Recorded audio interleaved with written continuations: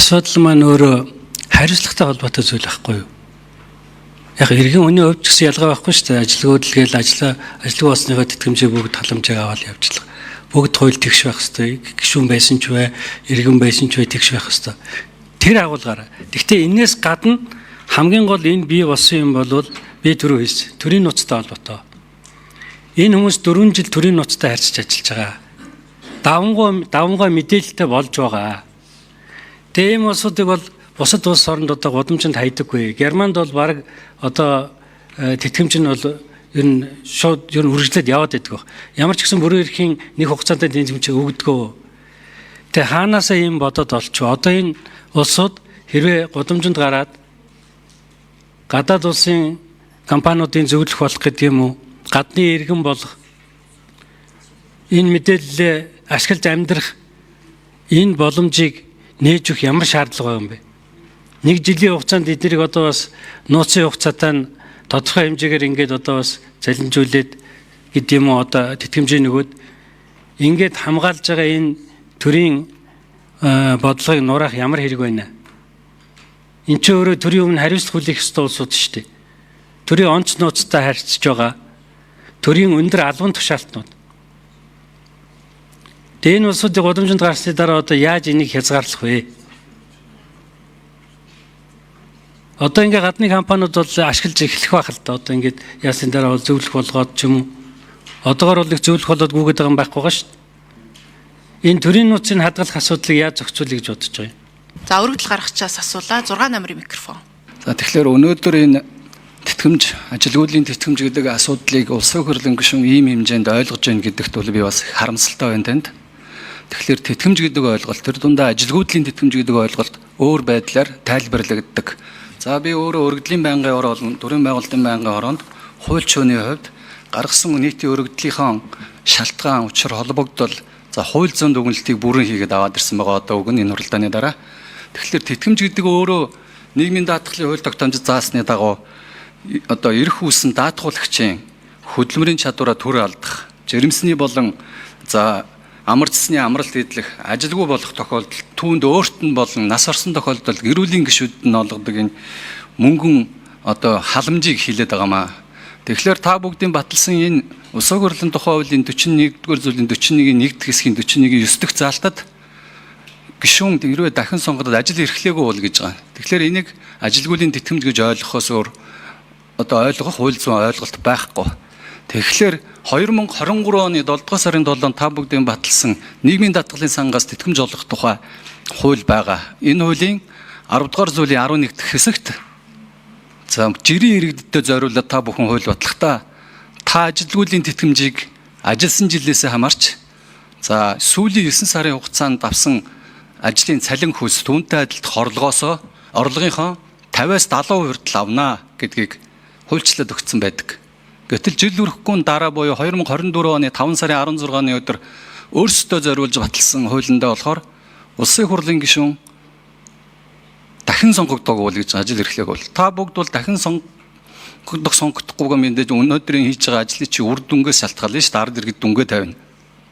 Би 4 жил намайг сонгоод өгөөч. Би 4 жил ажиллах юмаа гэдгээ илэрхийлчихэд мэддэгтчихэд тэгээ сонгогдчоод дараа нь би ажилгүйдлийн тэтгэмж авъя. Гэхдээ жирийн иргэдээс илүүтэйгээр би 12 сарын хугацаанд бүтэн жилийн хугацаанд 100% авнаа.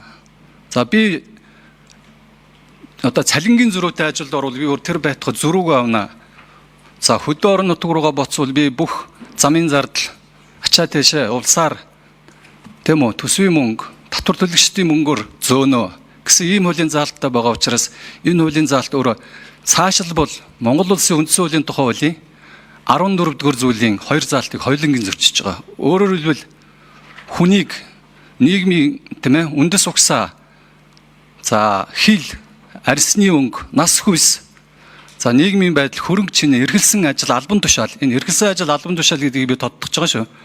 За шашин шүтлэг үзэл бодол боловсрлоор нь ялгарлан гадуурхаж үл болно гэсэн энэ заалт байгаа. Хүмүүр эрх зүй этгээд байна. Дээр нь Монгол улсад хууль ёсоор оршин суугаа хүмүүр хууль шүүхийн өмнө хуулийн өмнө шүү тэгш байна гэдэг чинь үндсэн хуулиндаа заасан. Бид үндсэн хуульд захирагдаж үндсэн хуулиад эдэлж үндсэн хууль засаглах ёстой гэсэн нийгмийг сонгоод 30 гаруй жил одоо туулж явцгааж байна. Тэгэхээр таны хэлж байгаа асуудал дээр бол би мэдээж 100 мянган иргэнийхээ одоо цахим гарын усыг зурсан энэ санаа өргөдлийг дэмжиж эсэргүүцэх байр зуунаас хэлж байна. За таны тэр яриад байгаа гишүүн дахид сонгогдохгүй бол хайчих юм бэ? Гудамжинд гарах гэдэг байна гэд.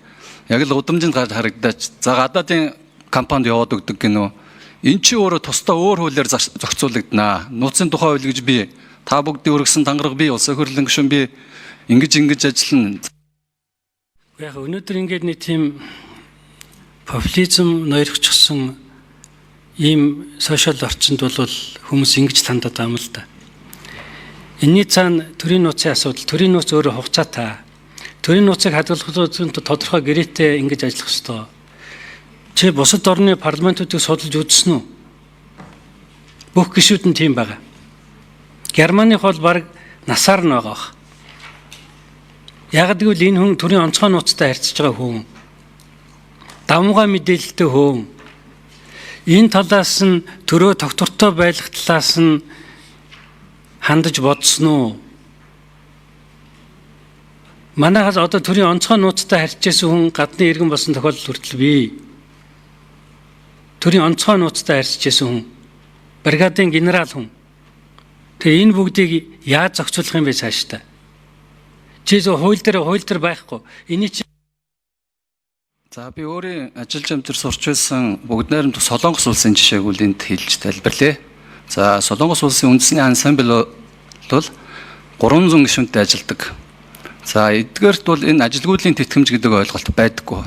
Ард иргэдийн даатгалын ажилгүйдлийн санд адилхан хамрагдаад за дахин сонгогдоогүй бол жирийн иргэнийхээ адил та бүгдийн баталсан нөгөө нийгмийн даатгалын сангаас ажилгүйдлийн тэтгэмж олох тухай хууль гэдэг байгаа ш. Тэрнийхээ дагуу та ажилласан жилээ тооцоолаад хэдэн хувиар авах ёстой юм бэ?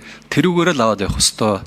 За бүгд найрамдах Солонгос улс энэ парламент буюу ансамбль 2013 он бүртэл бол энэ ажилгүйдлийн тэтгэмж нэрээр биш.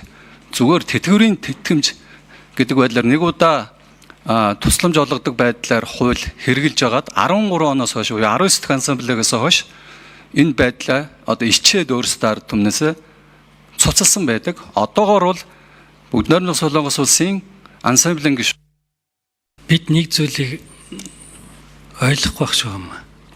Ойлгоод папрод идэв юм уу? Их хурлын гишүүн чинь мандат авсан хүн байхгүй юу? Олон түмний мандат авсан хүн. Төр барьж байгаа хүн байхгүй юу? Тийм учраас олон түмний мандат авсан учраас энэ хүнийг тодорхой хэмжээний хуулийн хамгаалтууд байдаг. Нэг хүнээр төрийн шийдвэр гаргах тохиолдолч бий. Сонгуулийн үр дүнгээр шилээ дашбалбар тийм биш. Нэг хүнийг ямар нэг байдлаар яаж ч болох тохиолдол Монголын түүхэнд гарч болж шүү.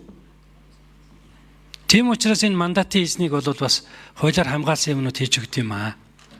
Одоо та нарын өнөөдөр ярьж байгаагаар бол ерөнхийлөгч, ерөнхий сайд бүгд тэгш хэрэгтэй байх ёстой юм байна. Маргаашаас эхлээд эдний тэр машин тэргийг зогсоо. Тэр янз бүрийн хамгаалалтаа явуулдгийг болиул. Ийм л зүйл хэлж штэ. Ийм л зүйл хэлж байна. Яг л одоо тэр үндсэн хуулийнхаа дагуу бүгдээрээ тэгш хэрэгтэй байх ёстой бол бүгдээрээ тэр машин тэрэг хамгаалтаа аваад тэгээ бол бүгдээрээ годомжиндээ гараад алхацгаа. Энэ төр тулстамгүй энэ Монгол орн. Энэ төрийн нууц гэж байд юмгүй юм. Олон түвний мандат авсан хүн чинь. Энийгээ бид нар буруугаар ашиглаад байгаа нөхдүүдийг харин одоо шийдэх тухай асуудал. Төр тогтвортой байх ёстой гэдэг үүднээс энэ бүх хамгаалтууд байдаг. Яг гэвэл эдгээр чинь шийдвэр гаргаж байгаа төрийн түшээ байхгүй юу? Төр авч байгаа улс байхгүй юу? Одоо өөрөө жишээлбэл сая судалгаа бол муу хийсэн мэл дээ. Солонгос тийм байдаггүй. Японд би 1.2 сая йен авдаг. Британд, Англид би 8 сарын тэтгэмж авдаг. Германд бараг насан турштай. Төрийн өндөр албан тушаалд ажиллаж ирсэн, нууцтай ажиллаж ирсэн улсууд. Европын дийлэнх орн ийм. Манай хуулийг хийхдээ Германы хуулийг харж ирсэн. Ерөнхийдөө манай хуульчин бол Германы хууль дээр суурилж ирсэн үндсэн хууль. Энэ заалтыг оруулахдаа тэгжил хийсэн билээ. Би тухайн үед бас үндсэн хууль яажсэн гишүүдээс асууж ирсэн. Яагаад ийм орсон юм бэ гэж. Энэ бол нууцын хугацаатай холбогдолтой маа гэж. Ийм л зүйл юм бил. Нэр томьёоны хувьд бол одоо өөрсдөө асуудлууд бол байж магадгүй.